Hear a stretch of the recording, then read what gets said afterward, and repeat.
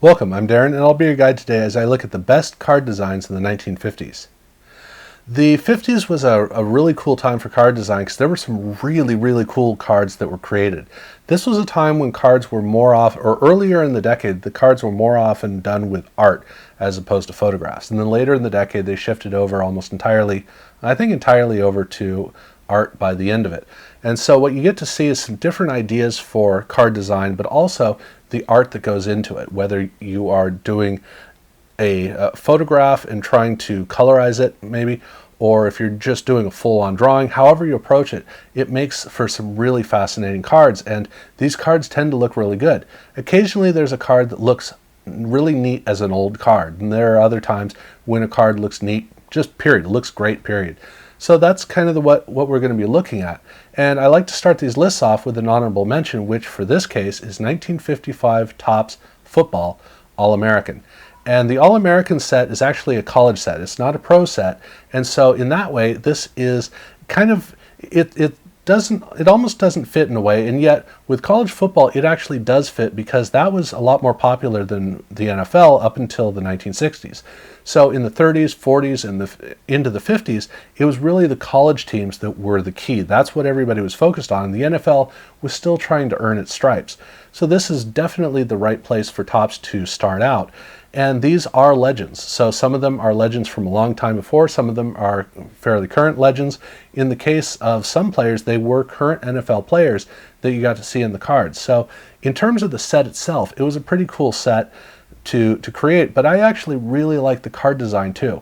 This is the early top size, so it's a little bit larger, which gives a little bit more room for the image. Not that really matters at the end of the day, but the design itself is a cutout shot of the player, and then there is a color border in the background with an action shot inside, and you don't care whether the action shot relates to the player or not. You don't care at all, because the way that the whole thing works looks great. The detailing around the outside of the card is great. The images read well, the action shot of the player. I love how it all goes together. And this is a set that was brought back by Topps early in this millennium, not so much to repeat what had been done before, but to use the card design itself for all of its glory. And this card is exactly what they wanted to use because it really does have a classic all-time look. So I love the way that it looks. Then for the actual top 5 that I have, the number 5 for me is 1956 Topps Baseball. And this set is a beautiful artistic creation. It's horizontal, like in the All-American set, and that gives you the ability to have two really good shots of the player. You have one artistic shot of a portrait and then another one with an action shot. But on top of that, if you look behind, there's a really great landscape behind the player. And that's part of what makes these cards so great, is the cards have a very scenic quality to them.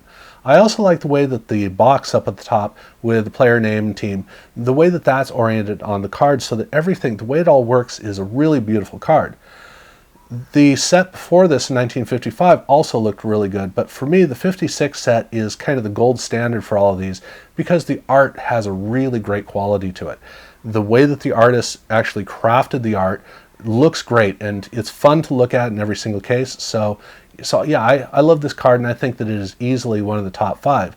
I just happen to like 4 others a lot better, starting with 1957-58 Topps Basketball. And this is the only basketball card set from the decade, as in literally it is the only basketball card set from the 1950s at a professional level. That's not to say that it's here for any reason other than the fact that it absolutely deserves to be on here. Now, it's not a great card overall. This is one of those great examples of an old card that's just so much fun because it's an old card. The image in it is an action shot, and in basketball, that's really the best way to do the shots. Doing portraits like in baseball and football don't make sense in basketball. The energy of the game of basketball is so much a part of it, and that's what they captured here. They made sure of that. But you might notice that with this image, the players are washed out, and that's because the way that you take action shots indoors is with a flash at this time. They didn't have great cameras, they didn't have good lighting, so that means that these shots indoors were kind of rare, and that's another advantage to this card set, is the fact that these shots were very rare to see.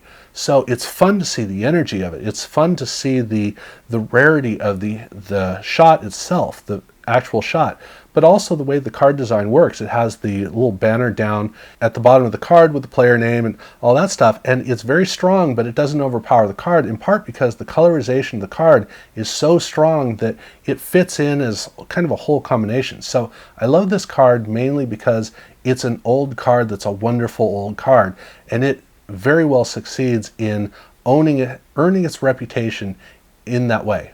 Now for the top three, these are all Bowman sets, and they're all 50 through 52. And these could be totally interchangeable. In a way, they're kind of like your kids. Which kid is your favorite? Well, you know one of them is your favorite, and you know one of them is your least favorite, but on any given day, your favorite can be your least, and your least favorite can be your most favorite. And that's the way, this is all interchangeable. To me, I feel pretty comfortable with how I have these ordered, but again, depending on my mood, I may shift these around. But they're all really great Bowman art cards, and I'm focusing on football primarily because two of them, well, one of them is better with football, another one is really only great because it's football, and the third one doesn't matter. And so I'm starting with 1951 Bowman Football, and this is a carryover from 1950. In a lot of cases, they literally used the same art. Now, the football and the baseball cards were done the same way. The problem with the baseball cards, they have a little black box, and that is an annoying little element. Well, I shouldn't say it's annoying, but it's a lackluster element, whereas if you look at the football cards, they actually have a white box with borders on the top and the bottom, and then they have the team logo, and those elements make it look a lot better, like it's a well-designed card. So I could easily put the baseball card set here, but if I can put the football set here, I'm definitely going to do that instead of the baseball. The football set looks a lot better than the baseball cards, but the baseball cards look almost the same. And the art in this is really great art. I'll talk about it more in a minute because, like I said, it's carryover, but some of the art is a 1951 creation for the set, and so there's a little bit more dynamism in some of these cards. For number two, I'm going with 1952 Bowman Football, and Bowman Football only. So the baseball set was not as good for 1952, but the football set, this is a really impressive set of art. The art in this, what they were able to do was they had the larger format now. Now, in the case of football, they had the larger format and the smaller format. But with all the extra real estate, they went ahead and took that canvas space and they created a really great piece of art. And if you look at the image of the player, it's a really good painting of the player that they make, but it's the background, all the stuff around. Some of the cards they don't do much with, but with these two cards, you can see that here they have cracks in the cement, which just adds a richness to the texture of the card that's really fun.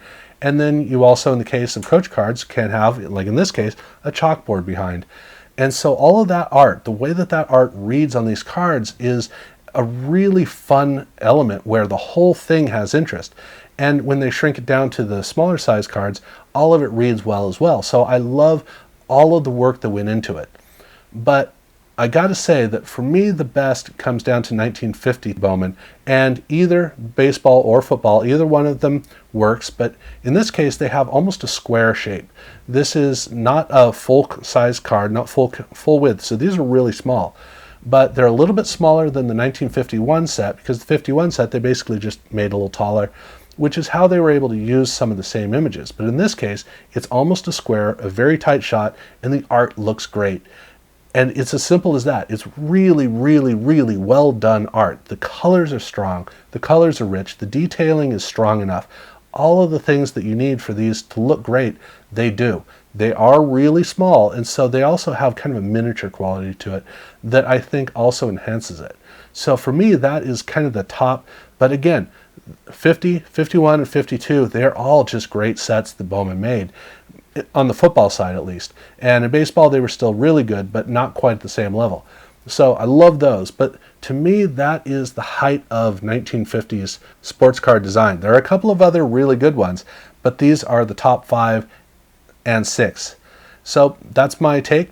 Let me know in the comments below what you think about this, and check out my worst of 1950s cards if you haven't seen that. Subscribe if you haven't done so already, and yeah, thank you very much for watching.